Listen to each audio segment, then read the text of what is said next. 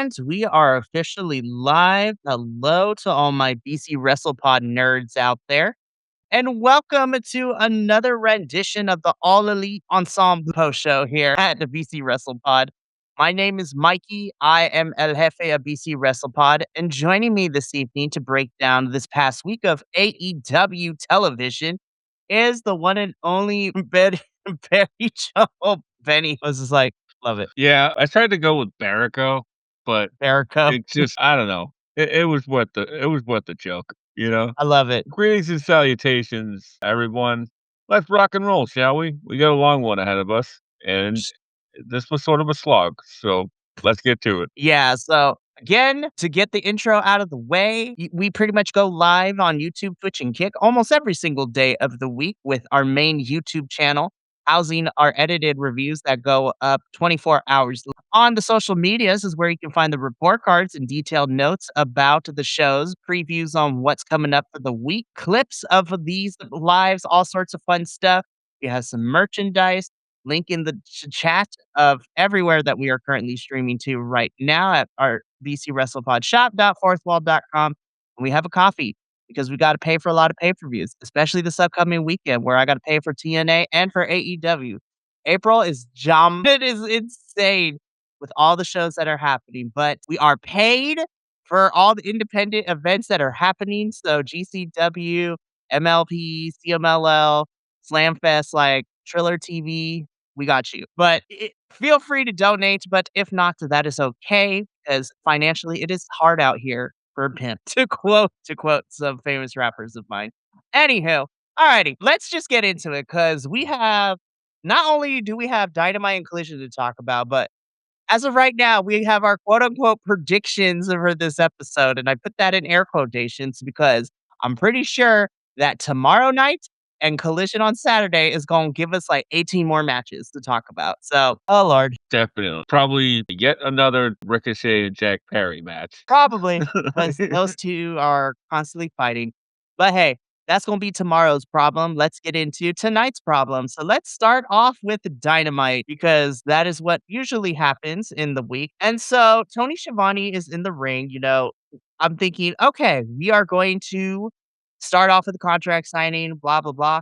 And then pyro goes off, music starts going on, and then of course, the familiar tune hits, and I'm just leave this picture up here. He has returned, and we can move on with our lives. Oh man. Listen, I am not the biggest fan of Jericho. I have told Benny line that, I'm gonna reserve my judgment. We're gonna see how his booking goes. But I'm just gonna be honest. I was okay with him not being on my television screen every week. And I'm gonna give Tony Khan the benefit of the doubt that we learned our lesson from last time he was on my television screen. But time will tell. But Chris Jericho is back. Some people are happy about it. I'm indifferent, and I'm gonna wait to see how Tony Khan books him over the next couple of months to see if I'm be like, okay, I'm gonna take back what I said, or metaphorically throw things at Tony Khan for my computer screen. Yeah, same. Right now, I'm reserving judgment because he came out, he said 3 words, tried to get the crowd up, and the crowd died. This was him at his best. I won't say his name. He was just trying to get the crowd up, and they weren't coming with him. But you know what? Personally, I'm a very big Jericho fan, and he's a rather polarizing figure, but he's a really, really decent person. He just votes like a rich person. That's all I'll say. Very, very fair. So we will get more of Jericho tomorrow. So we're gonna see what that entails. But moving on with our evening because spoiler alert, it took us 30 minutes before we had our first match of Dynamite this past week because I was just like, damn, we got a lot of things to go through. So Jericho came back. We cut backstage. Ospreay is fighting Moxley and the Death Riders backstage. Everybody's getting thrown into kegs, which is fantastic to watch. Ospreay is not waiting until Dynasty. It is literally on site every time he sees Moxley and the Death Riders. And I kind of like that. I'm here for that. I like backstage brawls when it's done like this, you know? Like you don't expect it. It's unexpected. So you're just like, whoa, what's happening back there? And we'll talk about it more in detail a little bit later, but I love that Ospreay started it during Dynamite and Moxley continue it. And so it was a continuing tit for tat, so to speak, throughout Dynamite, as well as Collision too, which we'll get into when we get there. But I do love me a good backstage brawl, especially when it's done right. We got the point across that Moxley and Ospreay don't like each other. Ospreay wants revenge, and he's willing to fight anyone and everyone, even if it means fighting by himself. More on that a little bit later, though. But after this, though, after our lovely backstage brawl, we get into our contract signing between MJF and Kenny Omega. And this exactly went about the way that I thought. MJF says some really crappy stuff and says bad things about Canada. Kenny Omega keeping it cool.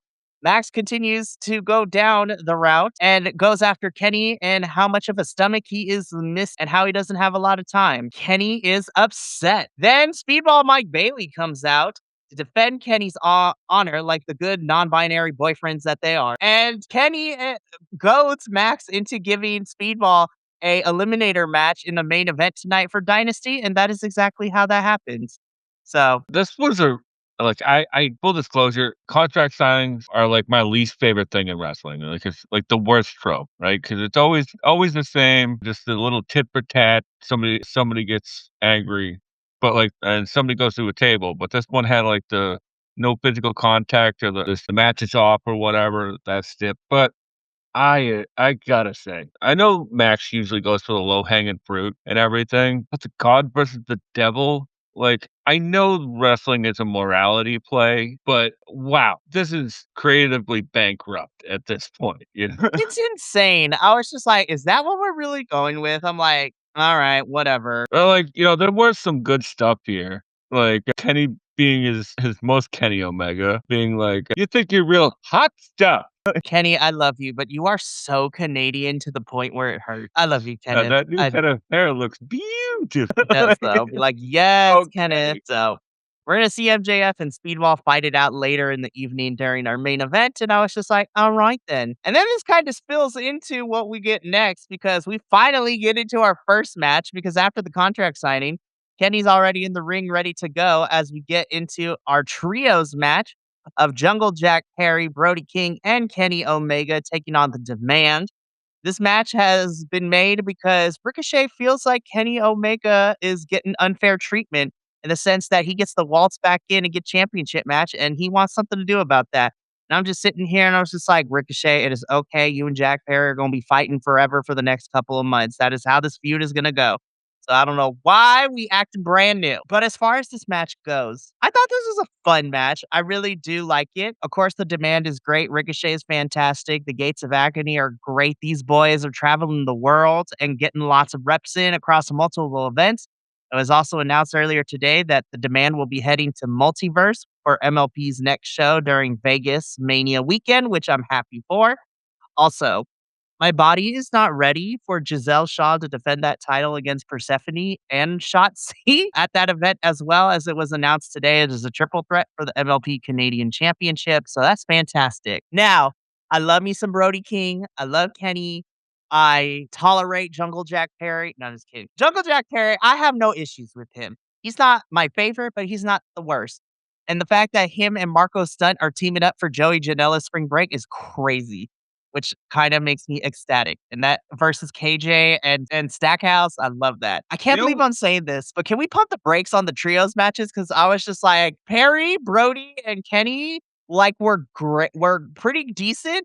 But I felt like their chemistry was not it for me. I was just like, y'all, this chemistry was not it. This now against the demand, yes, they all worked. But Perry, King, and Omega as a team, the team chemistry was not it for me. It was not there, and that was kind of a bummer to see. Yeah, I rather agree. There always seems to be somebody in one of these matches that, like, is just not like, running at the same speed as everybody, and it sort of slows everything down, but I'm not gonna throw anybody under the bus. Sure. One thing I thought was really cool was that, like, Omega had the Omega symbol on his butt, right? And he had his cat Dobby, his paw, like, in the middle of the Omega symbol. And, like, you'd only get that if you know who big of a fan of Omega as I am, you know? Ricochet did a springboard 450 effortlessly as a 2 count, like a false finish, right? Like, man, I can't gloat enough about Trevor, you know? Sorry, Ricochet, like, he is just generational talent, and the demand, as you said, like, they're getting their reps in, and the more that they work together, the more solid of a unit they're becoming. And, like, the last thing I'll say, was that, like there was this one little spot where, like, they were doing, like, the suplex, like, pileup kinda thing, and, like, Kenny comes in and he, like, drops, like, double axe handles on top of the demand before he, like, hooks up with the pile. I thought that was a little neat little trick, you know? It's the little things I love. Absolutely. So it would be Perry, Brody, and Kenny to pick up the win over the Demand. I didn't include a picture of it because it was a small thing, but as they are all leaving, Darby comes down and then basically cuts a promo, which then leads the Don Callis family to come out. And to kind of give you the Spark Nose version of it, Darby wants to challenge Max for the championship because MJF has hired the Don Callis family to take out Darbs and he's still walking. Don Callis said that they would make Darby a deal. If Darby can defeat a handpicked member of the Don Callis family, then he will get his shot against MJF. And so Don Callis picks Andrade to face Darby. So now, and Andrade was not happy about that. He's like, "Are you kidding me? Why you put me up to this?" I was just like, Andrade is not feeling this MJF Cal's family working relationship. And honestly, I can't blame him because we all know how anytime anyone works with Max, how it ends up going every time at the end. So this sets up Darby and Andrade for Dynasty, but it's like a one-sided number one contendership because if Andrade wins, he doesn't get to fight MJF for the title. So it's not really like there's any stakes for him. And all the stakes are on Darby because if Darby wins, he gets a chance at MJF's championship, a future championship match. And I'm just like, shouldn't we have just turned this into a regular number one contenders match where it could either go to Darby or Andrade to fight MJF? Because either way, that match would be baller down the line. I just feel like Andrade has no real stakes in this to like outside of like defending the Don Callis family's honor, if you even want to call it that. So I'm just like, weird stipulation. Matt should be banging at Dynasty, but I feel like it should just be a regular number one contenders where either one could face MJF. Yeah, I just smell shenanigans. Like, it's sort of like the writing's on the wall, you know, with that one because Andrade's sort of like in this like do I don't I Don Callis family kind of thing. And what was it last week where like Darby came out and was like, Max, I'm either gonna see God or I'm gonna see that world title.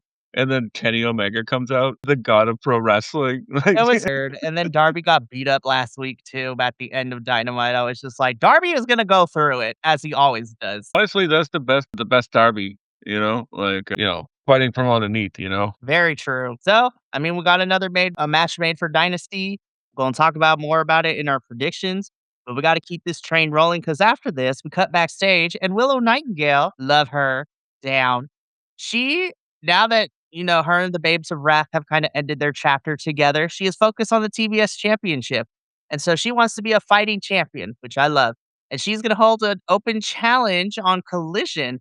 And I was just like, there are so many different possibilities. And said that tomorrow night, Thursday, because Collision was on Thursday this week. So we got back-to-back episodes of AEW television. She would hopefully have an open challenge for the TBS Championship on Collision. I was like, more on that to come when we get to that section of our show. I love you, Willow. Exactly. I remember this one thing, like, reading on the internet where people were like, was there a drill noise at the end of that promo?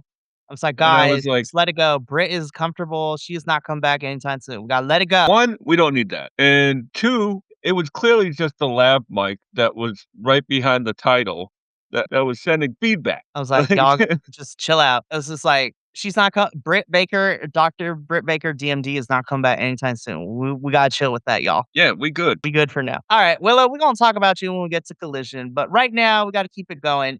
Oh my god, this is great. So Renee is backstage. You know, Cope and Christian come in with chairs looking for FTR. Renee, talks to Cope talking about, be like, what are you boys gonna do? What's happening? And Cope's like, you know what? We're tired of waiting. FTR has made it to their mission to, come after us. So we're going to get them first. And anybody that stands in our way is going to get it.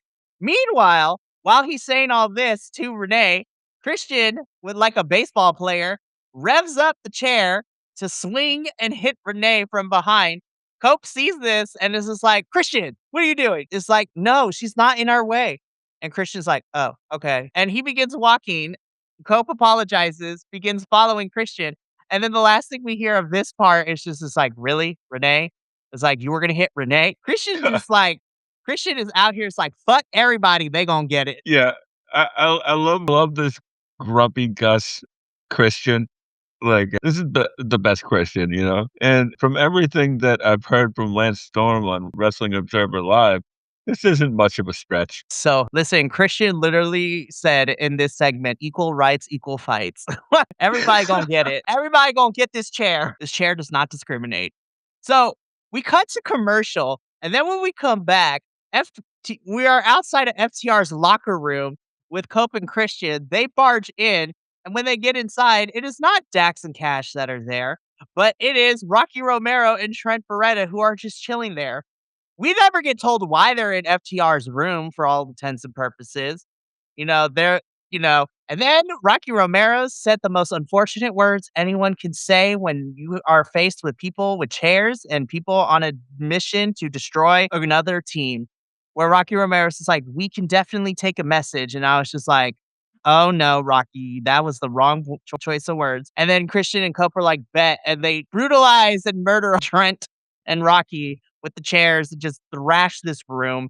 And I was just like, you shouldn't have said those words, Romero. You shouldn't have said those words. Our PG Vice being like this, like under mid card tag team, I love it. It's like perfectly suited for them. And is your question? I think they were in there to get some of that new FTR tequila. Yo, honestly, it's crazy out here. So, yeah, Rocky and Trent unfortunately got the beats downs. Would not be surprised if this sets up a match, either on the go home for Dynamite or go home for Collision between these two teams. So, we'll see how that all goes about, right? But moving on. So, we get into our second match of the evening, Pac versus Will Ospreay. We did not even get full entrances because the brawling started immediately. And Pac and Ospreay just went for it. And yes, I was just like, everything I wanted. This was fun. What a great way to start the match, you know? Like Pac like jumps Osprey from behind, so Osprey has to be the underdog baby face throughout the entire match. And I'm just hypothetically wildly speculating here, but this felt like a Bryan Danielson special here because Kenny's showing his exploding intestines and Osprey's neck is about to fall off at any time. But what a great match, man. Like, it was as good as you would expect, and a great follow-up to their All Out 2024 matchup. Oh, absolutely. This was so much fun. Osprey would sneak out a victory because he would roll up Pac for the win after a really strong back and forth. And of course, Pac is a sore loser. So he begins to attack Osprey. Death Riders come out. They beat him down. The numbers game is just too much for Will. And they wrap a chair around his neck. Claudio is getting ready. He runs towards Osprey to stomp on that chair, but Moxley stops him. Moxley gets on the mic, tells Osprey, it didn't need to be this way. I'm not making it personal. You're making it personal. And then they proceed to leave him there. I was just like, the numbers game is too much.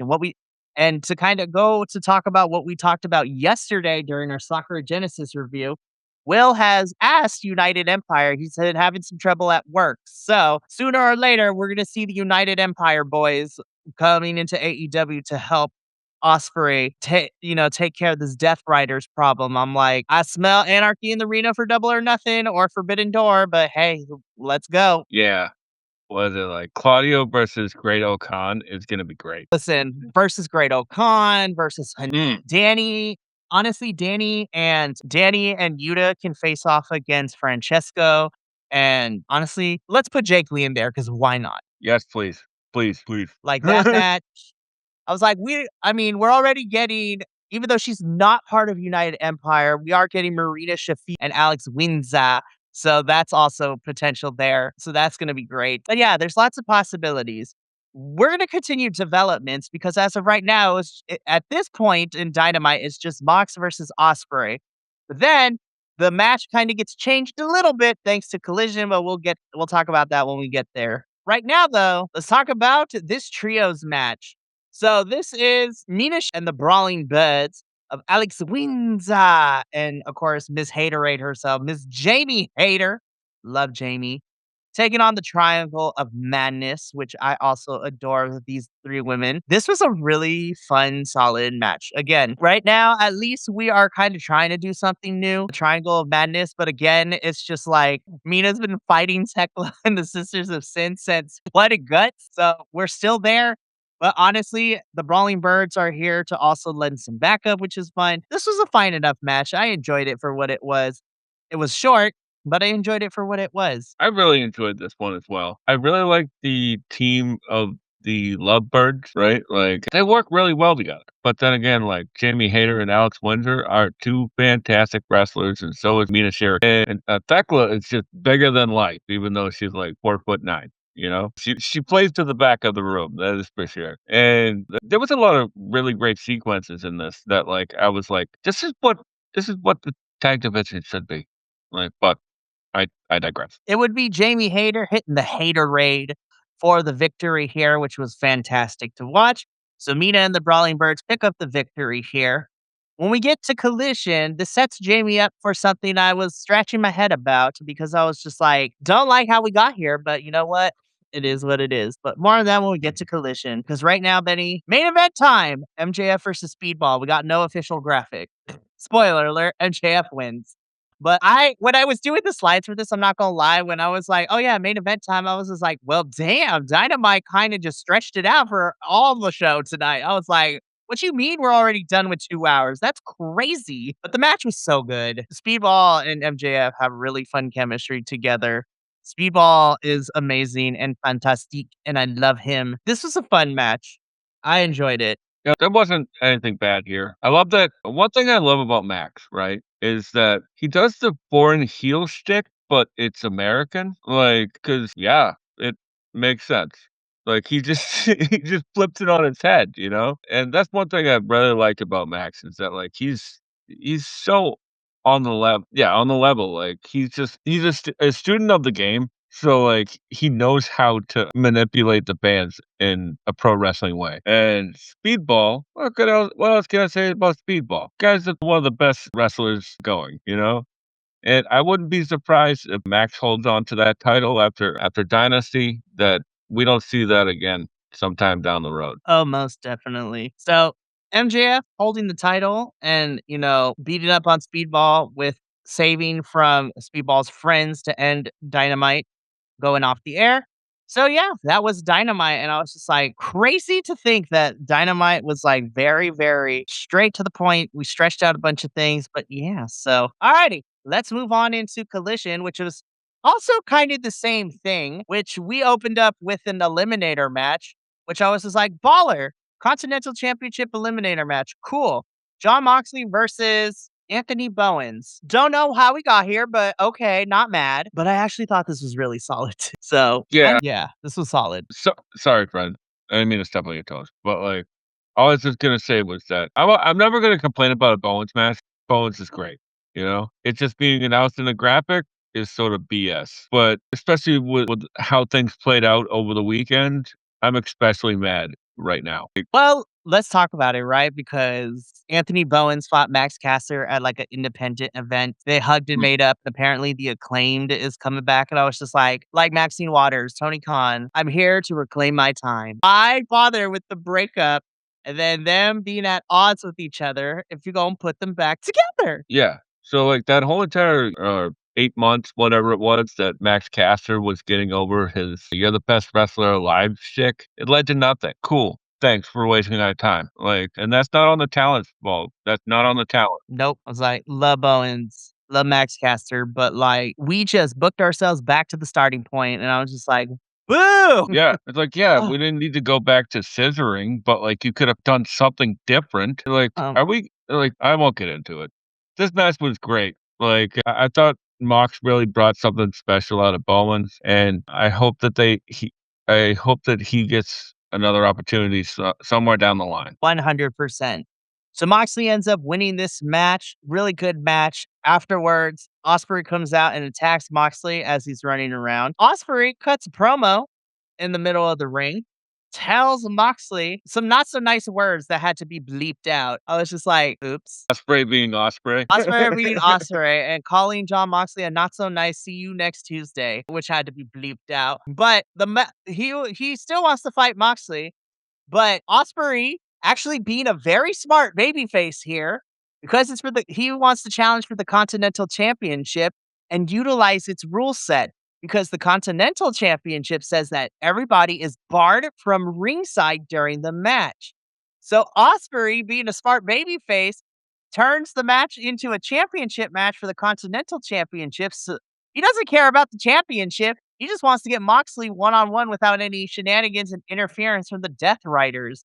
So I was just like, "Oh my god, Osprey, that's devious," and I'm kinda here for it. I like it when baby faces are still baby faces and they use the rules in place, but to benefit their agenda in not a, like, bad way, if that makes any sense. I was like, "Oh my god, that's kinda genius." I love that. Yeah, man. This match is gonna rule so hard. Like, man, it's gonna rule. Seriously, I cannot wait. This is gonna be fun, and we would later get it confirmed that the match between Moxley and Osprey is now for the Continental Championship, which means that the rules are in place. That means everybody is banned from ringside, so that should be a lot of fun. Cannot wait. It's gonna be so good. But moving on from this little segment, Divine Dominion is in action.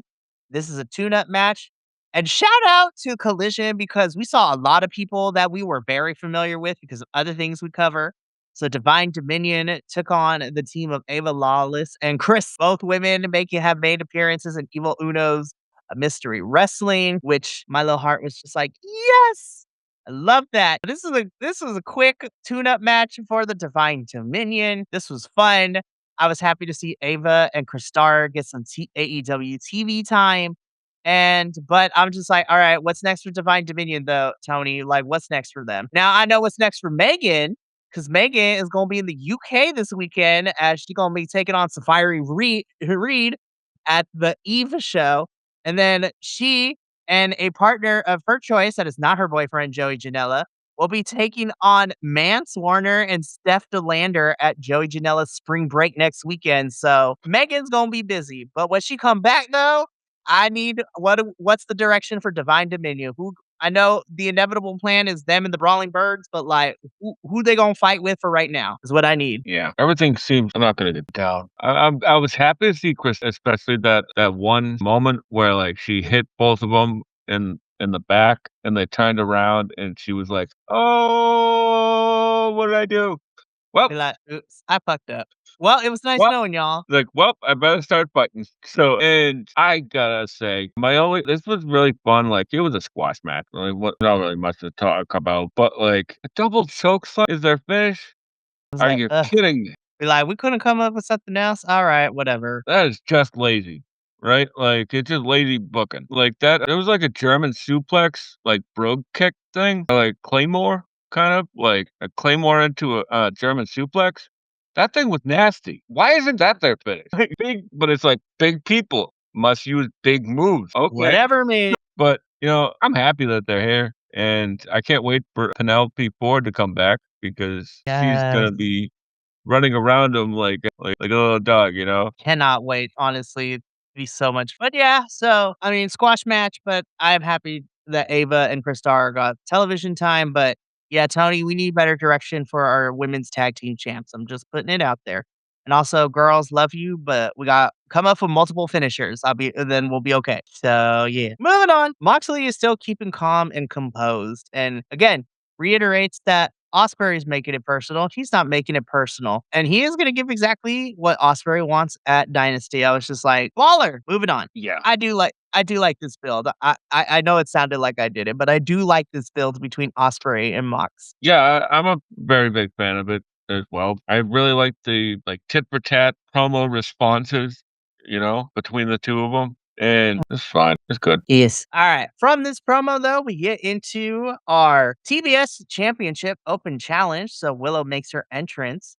And I'm just thinking, I was like, I wonder who we gonna get. And then the familiar tune of like the Japanese flute started playing. And then I saw the neon sakura blossom trees in the Titantron. And then, of course, the familiar chords of the. I was like, making her return after almost 2 whole years, or at least a year. No, 2 whole years. Because the last time that we saw Hikaru Shida on TV was against Chris Statlander in November of 2024. So making her return almost 2 years later is Miss Hikaru Shida, and I was crying. I was like, "Oh my god, she's back. Yes. Oh, we just brought a heavy hitter back into this women's division. Exactly what we need right now." But I was like, "Tony is out, so who do we bring back in?" Hikaru Shida. I was like, "Yes!" Yeah, there was a kendo stick in that Tony Storm shot, That is so also very true.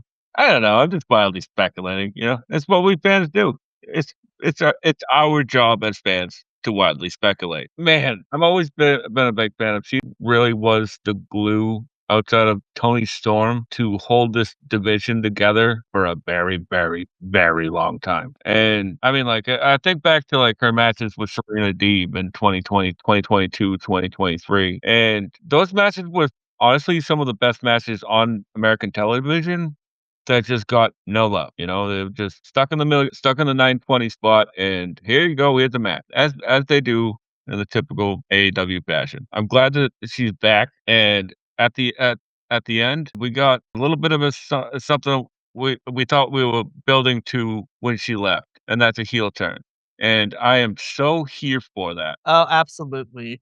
The match itself was a lot of fun. Willow retains the championship, and like you said, Benny, we were teasing that I was like, "Ooh, Sheeta is gonna hit her with the kendo stick," but then doesn't. But I'm like, I think a heel Sheeta would be a lot of fun, especially because it would give us more heels that are not Megan Bayne and Tech Club running around, Yeah, exactly, right? Or one of the Sisters of Sin. right? And honestly, a All heel. respect to those talent, you know? I love No, the Sisters. absolutely. But a heel Sheeta feuded with Willow would give Willow what she needs right now as TBS champion, like an actual feud for the championship. Because I love the open challenges, but giving her an actual feud with the title would bring Willow back and that title back up again. So it's just like, let's do it. So yeah, I was so happy to see Hikaru back. We might be teasing her to turn heel. Cannot wait. This was a lot of fun. So we go from this match. Oop, going back. I hit my mouse is not it's glitchy. There we go. So FTR in action here. Once again, we have FTR taking on some more Mystery Wrestling and Canadian wrestling folks because FTR were taking on the team of Mo Jabari and London Lightning. I was just like, oh shit. I was like, damn, these Canadian talent is getting TV time and we love it. Again, this was another tune-up slash squash match, but it was so much fun to see London Lightning on Collision. And so same thing with Mo Jabari. Like I was more happy for them than I was for watching this match. I was like, oh, FTR is cool. FTR is cool, but Mo Jabari and London Lightning, I'm paying attention to y'all. Same. This was so much fun. It was a nice little tune-up match before the pay-per-view just to get some heat on FTR. And that finish where, like, Lead and Lightning, like, checks on Dax, who's down, and then Dax pops up and he and Cash hit the Shatter Machine is a finish that I've seen them pull out several times, but it's never worked that good. The right person for the right job was Landon Lightning. A hundred Like, you gotta get a comedy wrestler for that spot. And, yeah, like, Mojo what's his name? Mo Jabari. Yeah, that guy's really good too. I liked seeing him on MLP. Yeah, agreed. So this was fun for FTR. Fantastic stuff. Afterwards, though, Christian again was everybody can get this chair because Cope and Christian come out to try to fight FTR. Security tries to pull him off. Cope and Christian fight security. And we had Cash in the ring. Was it Cash? I think it was Cash. One of the FTR boys was about to be concertoed, but then they got saved by Stokely. And this poor security guard got concertoed instead. And Face says it all here. He's like, oh shit. I guess what the security needed was more security. The Exactly. security for those mystery wrestling fans. For reals. We need to seriously. Anywho, so again, continues to build this feud, which is happening this Sunday. So we'll see how the go home shows this week go. But oh my goodness. Excuse me. So we keep up this. We got to keep going though because oh my god, they're back.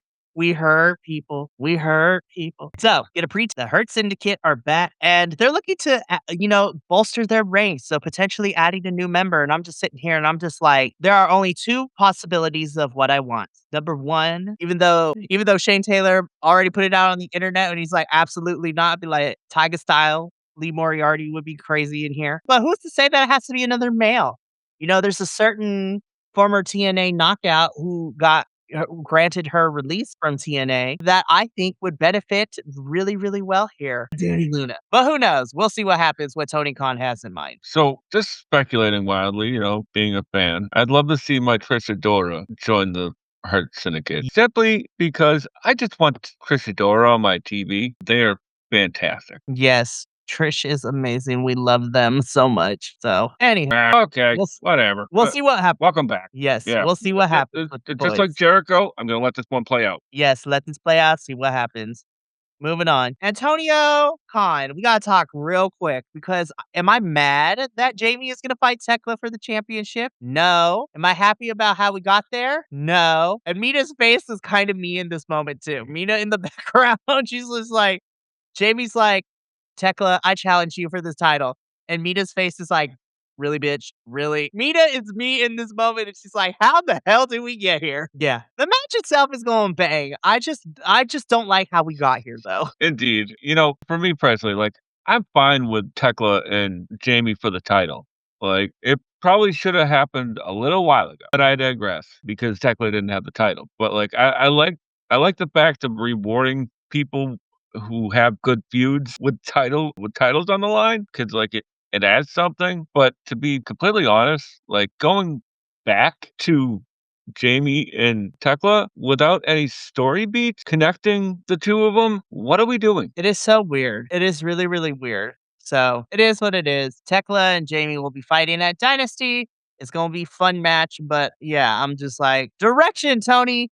We need direction story wise for this women's division. Like, what are we doing? Yeah. That's all I want. Anyways, let's keep going. I love me Juice Robinson. I love me Tommaso Ciampa. AEW did the thing where they filled us in as to why this match was happening, and I loved it. Did not need this match to go through 2 commercial breaks. I was just like, we could have Yeah. just had it like 10 minutes. Like, we were fine. We did not need to go through 2 commercial breaks. Yeah. It seems to be a plague on this show where like you get like the women were just all slotted together in one segment in a backstage promo, but you give these 2 40-year-old dudes that like two segments, 3 segments. What are we doing, man? Like, where's this leading? Who is this building? Is this building Champa? Is this building Juice? What are we doing? I'm just like, y'all, Collision, I usually love you because like you got graps every week and we love that for you. But like this, and you know what? Last couple of weeks you've been doing good and developing some plot. We love that too.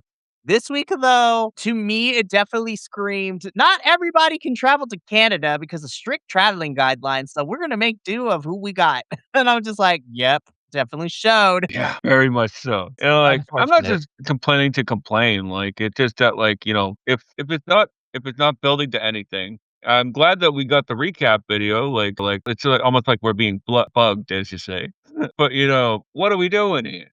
What are we doing? I don't know, man. Ciampa wins, and I was just like, "We're done. Move on. We gotta move on from this. We don't need them fighting again. We're done." Again, like I said with Jamie Hayter fighting Tekla. Direction, Tony Khan. We need story direction for the people. So the honeymoon phase is over. What are we doing with Ciampa and what are we doing with Juice next? Like, we gotta get some direction for some of these folks. Let's keep this train rolling though, because after this though, this had me cracking up because Darby is backstage.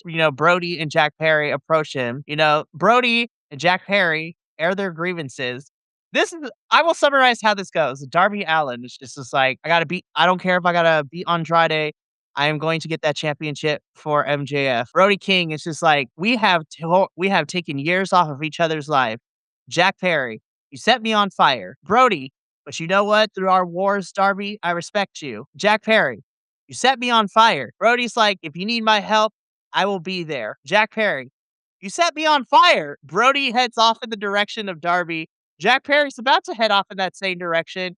Then, without verbally saying it, in his head, I hear, but he set me on fire and walks the other way. I was cracking up with this one. This is just like the Hollywood elite. They make somebody feel bad and then play the victim. Like, Jack, you deserve to be set on fire, man. Is what I mean. Right? I was just like, now, Perry, when we were in the scapegoat era, Let's be so for real. Just Terrible walk crap up that to you you and just did. set you on fire, He set you on fire because you almost killed him. right? Oh my gosh. Darbs, I love you. Harry, I love you too. But I was just like, let's not forget, you were kind of being a dick to Darby when you were in the scapegoat era.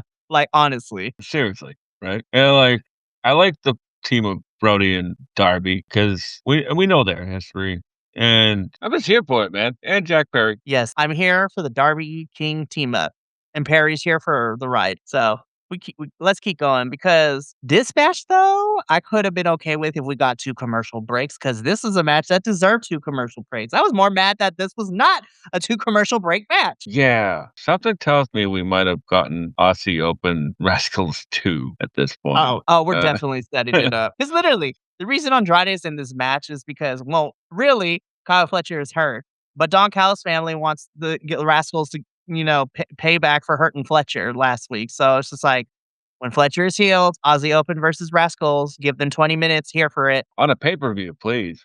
Maybe for Yes, the titles?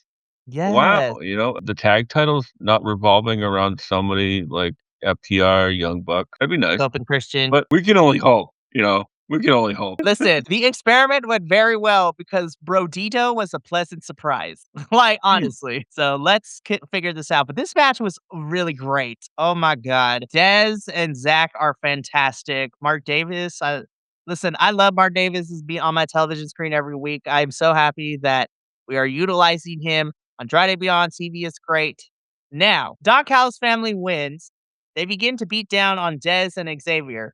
And I'm like, Tony Khan must really love and have a shine to Myron Reed because Myron cleared house by himself. And I'm like, honestly, though, I kind of would. Honestly, it's Myron. So yes, definitely. Don't let his looks fool you because Myron can go. And I hope this means that Tony Khan is going to push Myron again with Kyle Fletcher injured at Dynasty. If we're looking to find somebody for the TNT Championship, let's do a ladder match. Let's do Davis, Darby, Brody. Honestly, put Myron in the match. Like, you have people that you could put in there, honestly. You know what? The hell of it. Put Ricochet in that match. Listen, those 5 alone, that match would be baller. Oh, and throw Bandito because why not? Absolutely. And Myron, you just brought up a good point because, if they really want to put the rocket on Myron's back, giving him a shock win like that would, elevate him, I think, Absolutely. And And he was I understand it. I'm a big fan of Myron's work in Pro Wrestling Revolver with Red, and I also saw that Killer Kelly's going home to WXW, which is really neat. Heck yeah, which I'm so excited for that. And who knows, if we put the title on Myron, maybe that can coax his wifey to come on over to AEW at some time. Look, Killer Kelly and AEW would be crazy. I need them and I need her and Marina to just go balls to the wall, punch each other out. Like, honestly. Anyways, this is a fun match. Myron saves the day. So again, we'll see what happens. Tony Khan, you have Dynamite tomorrow and Collision on Saturday. Let's make a ladder match. Just putting it out there. Anywho, moving on, because after this, we basically slide into wow, the slides don't want there we go. We slide into our main event, which was an 8-person tag team match. This is an 8-person tornado tag team match. So this was the conglomeration. So my favorite 2 divorced dads, Orange Cassidy and Roddy Strong, teaming up with 2/3 of our trios champions in Kevin Knight and Mystique, taking on the Death Riders, made up of Wheeler Yuta and Claudio Lee, and the Dogs, which is Clark Connors and David Finlay. You know what? I did not need to think too much about this match. This was just throw everybody in and we're going to have a good time. And a good time was had because I had a good time with this. Now, can we please be done with Orange and Roddy fighting the Dogs? Like, we're done, right? We're done, right? That's it? Oh no! Oh no! Oh Like, no! God damn it. Yeah, I completely agree. There really wasn't much except for a bunch of fun coming out of this match. It was great. What would you want from these 8 men?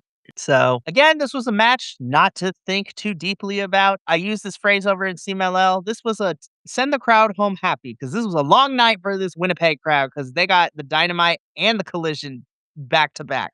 Same night. And as somebody who has done that last summer, it's fun. But if you don't pace yourself, you're going to be tired. You're going to be tired. But yeah, our divorced dads and Kevin and Mystico pick up the win here.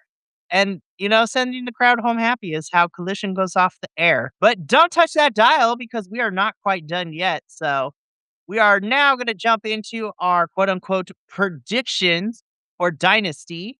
I don't have an official form for the boys yet because I'm waiting to see what other 15 matches get added to the card. So we're going to do our best to give our predictions for the matches that we have available to us right now. We're going to start with our only match as of right now for 0 Hour, which is Alex Za versus Marina Shiv. Now, do I want Marina to win? Yes. I love Alex Windsor. Do I also want her to win? Yes. I am going to go with Alex Windsor here. I don't know. I'm still 50-50. I really don't know. I'm not happy about how we got this match. I'm going to go with Windsor here, though I want to see Marina win. I don't know. I'm 50-50, but I got to lock in something, so I'm going to go with Windsor. It's almost like the two people that these people now, but they're not involved in it. But I'm gonna have to go with Alex Windsor as well because I don't see a New Japan title changing hands 0 hour. No, and I mean, this is just a regular match too. Unless they change it, it's not even for the strong title. Now, if it was though, that'd be crazy. But yeah, I don't because my reasoning is, and we'll talk about it when we get there. I think Windsor will win, but I think through shenanigans, we'll get there. So yeah, we both got Windsor. So let's get into what we have so far for the main card. So let's go into Andrade versus Darby. Again, we talked about it earlier. If Darby can beat Andrade, he gets a shot at MJF's title. This is another one where I'm 50-50. I'm going to go with Andrade here because I feel like it's too soon for Andrade to lose a match yet. And and like you pointed out during our show, Benny, I think Darby works best when he has to truly be the underdog punching up to get to where he needs to be. So I'm gonna go with Andrade to win here. I'm gonna say the same because I truly believe that it's Owen season and your best underdog baby face going into the Owen like licking his wound is probably the best scenario. Honestly, Darby and Osprey are the two names that I would pick to dethrone Max. And because Osprey is busy with Death Riders and he's going to be busy probably with betrayal from a certain Mr. Callum Newman and United Empire, I think that's going to take Osprey for All In Wembley. So, yeah, Darby, I think, should and could win the Owen. We'll see how that pans out. But both of us have got on. So now let's keep this going because when we now are entering championship territory. So we are going to first talk about our tag team championships. This is FTR versus Cage and Cope. I love Dax and Cash. I truly do. However, just out of spite and hopefully, it doesn't even have to be a long title reign. I'm going to go with Cage and Cope. Take the titles off of FTR. They can have a run with the titles for a short time to give it to someone like the Rascals or, whenever like Aussie Open when they're fully reunited. But I'm gonna go with Cage and Cope. I'm like, I just need these titles off of FTR because if Cage and Cope don't do it, I honestly don't know who's left to do so. So I'm gonna go with Cage and Cope. Yeah, same. I think that that's what I'm gonna say. I'm just like, I love FTR, man, but we're done because if they win here, I honestly don't know who's left to be so for real. I love So tag team wrestling, and I love both these teams. I'm just the tag division is in the mud right now, and because they had to do this match again because it was put on pause for 6 months, while Copeland went to go and film season 2 and 3 of Percy Jackson. like I understand, priorities and stuff like that. Yeah, I'm fine with that. It's just like okay, Like, how dare you? I'm just kidding. Alrighty, so we both got Cage and Cope, so we move on. So again, now this has turned into an AEW Continental Championship match. Moxley defending the title against Osprey. Following Continental Championship rules, everybody is barred from ringside. It's not going to be that easy. And I have Moxley winning because I don't foresee Will winning quite yet. So I got Moxley winning here. Somehow he pulls out the victory against Osprey either through shenanigans or the surprise roll up or something, or even a time limit draw. But I still have Moxley walking out as champion, whether it is by win or time limit. So yeah, I got Mox. I'm actually gonna go the other way. I think because you've sold me on the idea of a certain group coming in for perhaps Double or Nothing to feud with the Death Riders, an angry Mox is probably the only way I see right now to that point. But I could be wrong. We're all wrong. Like, what do I know? I ain't booking. Honestly, I can make an argument as to why this match can go towards Mox's favor or Osprey's favor, but I'm gonna go with Mox for this one. You got Osprey, so but it still should be a really good match. I'm looking forward to this. Same. Alrighty, we keep it going. So now let's continue on because now we get into our top titles for the division. So first, let's talk about the AEW's Women's World Championship. This is Tekla versus Jamie Hayter. Again, we said this before. This match should be really fun. It should be really hard hitting. I'm gonna go with Tekla to retain here. And I'm just mad for Jamie because I was just like, I want you to be champion, but not like this. But I'm gonna go with Tekla for this one. Same. Darn it, Tony. We could have had a really fun story, but whatever, man. You better fix this for Wembley. Just putting it out there. Mm. So we shall see. Alrighty. Finally, the only graphic that is different because they don't have I couldn't find the graphic that matched it, so we pulled this from a news site. But for the AEW World Championship, MJF versus Kenneth Omega, as much fun as it would be for Kenneth to win, I got MJF retaining here. I don't think you have him beat Hangman Page in a Texas Death Match to lose to Kenny in a regular match. And again, you continue to tell the story of Max taking down these big names in AEW at their own game. Hangman gets taken out in a Texas Death Match. You have Kenny lose in front of his home country to Max. So I'm gonna go with MJF to retain here.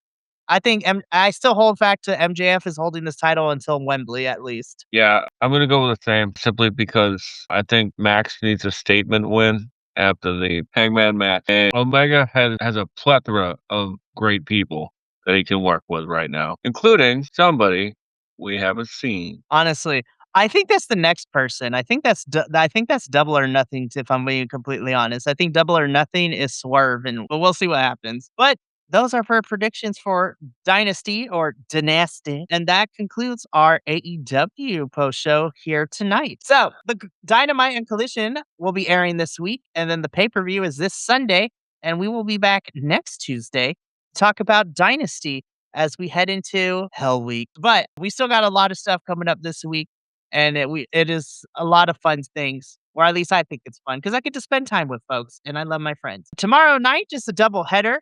We have our NXT Stand and Deliver post show where we are going to be breaking down everything that happened this past Saturday in St. Louis for NXT's biggest show of the year. And then we will also be covering CMLL. So we are heading back to Reno, Mexico to talk about Lucha Libre, where we're going to talk about another AEW star who now has signed a dual contract with AEW and CMLL. So shout out to La Mera Mera herself. She is now officially an AEW star and officially an Amazon of the CMLL division. So we are going to give claps to that because I'm excited to see more Thunder Rosa in Mexico. Her and Claudio are about to tear it up. They are about to fuck it up, and I'm here for it, like in the best way. So I'm excited to see them both. Absolutely. Good on Rosa. The more Thunder Rosa, the better. Honestly, and I'm excited. So that's all on Wednesday. On Thursday, we have our Progress Wrestling post show as we will be talking about Chapter 192, Cause and Effect, which is setting us up for the Vegas show that is happening next week, which is super exciting. So that's on Thursday. On Friday, we have our TNA Go Home show as we will be reviewing the Go Home show for Thursday's TNA episode, as well as make our predictions for Rebellion, which leads into Saturday, which we will be doing a watch along for TNA Rebellion, as it is the next big 4 pay per view for TNA. Coming to us live from Cleveland, Ohio. We got 9 matches for the card, so it's about to get on and popping. And then, of course, next week, we got a bunch of stuff. Of course, we're going to be talking about our next Eve show next Monday, which is, battered, bruised, and hungover, which is going to be featuring not only the mega sis Megan Bain taking on Safari Reed, but we also have Billy Starks making an Eve debut too, which is crazy. Like, that show going to be good. I'm excited. There's going to be so much fun. And then, of course, Dynasty Tuesday, Wednesday, NXT and CMLL. Thursday is Mystery Wrestling 24 that is putting with which, not only is going to have Kenta in action, but we found out that Speedball Mike Bailey is going to be on commentary. So I'm excited. That's going to be fun. And then it leads us into Hell Week. We got Bloodsport, Effie's Big A Brunch, 2 Nights of Mania, Joey Janela's Spring Break, Stardom, like MLP Multiverse. It is going to be a crazy weekend.